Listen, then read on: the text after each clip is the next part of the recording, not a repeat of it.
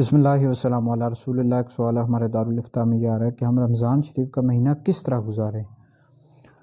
تو اس حوالے سے عرض یہ ہے کہ رمضان شریف کا جب مہینہ آتا ہے تو ہر بندے کی یہ خواہش ہوتی ہے، کوشش ہوتی ہے کہ میں زیادہ سے زیادہ اللہ رب العزت کی عبادت کروں۔ عورتیں اپنے گھروں میں اللہ کی عبادت کرتی ہیں اور مرد مسجد میں جا کر۔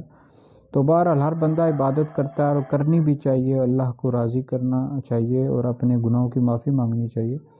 تو اس میں ایک بات عرض کرتا ہوں کہ آپ قرآن مجید اگر آپ کو پڑھنا نہیں آتا تو آپ قرآن مجید کو سیکھیں، کیونکہ یہ مہینہ ہے اور اس میں ٹائم بھی ہوتا ہے، آپ قرآن مجید سیکھیں۔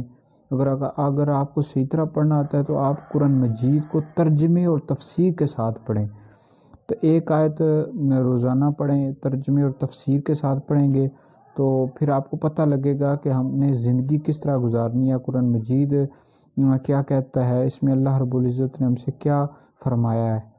تو بہرحال ترجمے اور تفسیر کے ساتھ پڑھیں اور اچھی طریقے سے پڑھیں، سمجھ کر پڑھیں، تو انشاءاللہ آپ کو بڑا فائدہ ہوگا۔